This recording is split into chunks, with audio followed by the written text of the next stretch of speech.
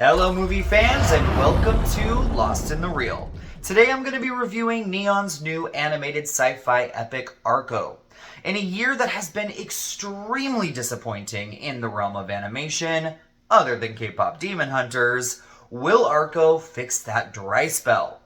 Let's talk about it.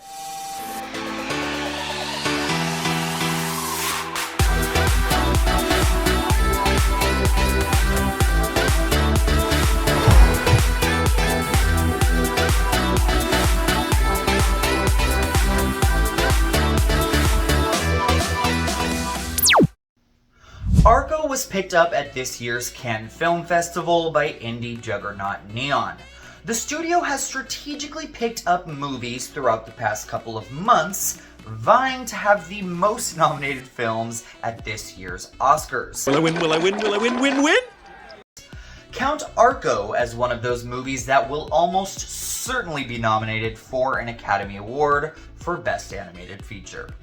This strange, family-friendly sci-fi tale follows the titular ARCO, a rainbow-caped boy from the future who falls from the sky and lands in the year 2075. The Earth is being ravaged by wildfires, and the cities are trying to protect their people by encasing themselves in a protective sphere. ARCO meets a young girl, Iris, who tries to help him find his lost diamond so he can escape back to his time before the sphere closes around them. They are also followed by a trio of eccentric brothers who want to catch ARCO and prove to the world that he actually exists. I have to say that ARCO is easily the most gorgeous movie I have laid my eyes on in 2025. Any lover of traditional animation is going to lose their goddamn minds over this movie. The lush, vivid backdrops are extraordinary.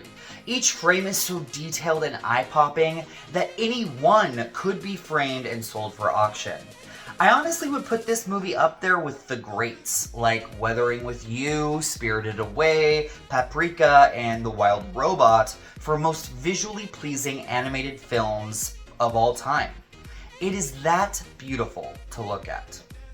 Also, the sheer creativity of French director Hugo Bienvenu is astounding. There is so much in ARCO to chew on besides the visuals. From the vast world building to the science fiction machinations and the movie's weird little quirks. Because you're quirky and odd. There's a plethora of things to enjoy and digest here, meaning that one viewing of ARCO is just not enough. I kept wanting to go back and rewind the film to soak in a moment that had just passed.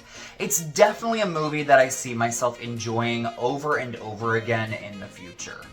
Many of my peers who have already seen the movie have pointed out that there are many shades of Miyazaki in ARCO, and some have even gone as far to say that it is just a carbon copy of that master filmmaker's works. I see what they're saying, though I definitely disagree that it's a carbon copy, and I do think that it stands on its own. The incredible score by composer Arnaud Toulon does have some similarities to Princess Mononoke's score. It is a meditation on man's destruction of our ecosystem, and the backdrops do look like they could be in one of Miyazaki's films. But I think the resemblances end there. ARCO is a distinctly French production, and you can see the influences from that country's style of filmmaking in every frame. And that, I suppose, leads me to my more mixed feelings on ARCO. French animation has a distinct style, and the character designs here are oh so very French. The characters lack any kind of emotion in the eyes. I want to look in the mirror and make sure I'm still dead in the eyes. And seem very plain and wooden up against the evocative scenery. I'm not saying that the character work is ugly or anything like that. It just doesn't stand up to the rest of the artistic integrity of the film. I also think that the story is not entirely engaging. There's a whole lot going on in this flick, but by the end, I was struggling to think of anything of real value that happened during its runtime. Speaking of runtime, ARCO is less than 90 minutes long, and the movie takes quite a bit of time to set things up. So once the plot goes into action, there's not much time left. This movie definitely could have used at least 20 or more minutes to elaborate on some of its themes and to get the audience more involved with our hero's plight. Lastly, I was really hoping for ARCO to be a little more emotionally hard-hitting than it ended up being. I like animated films that hit me in the feels.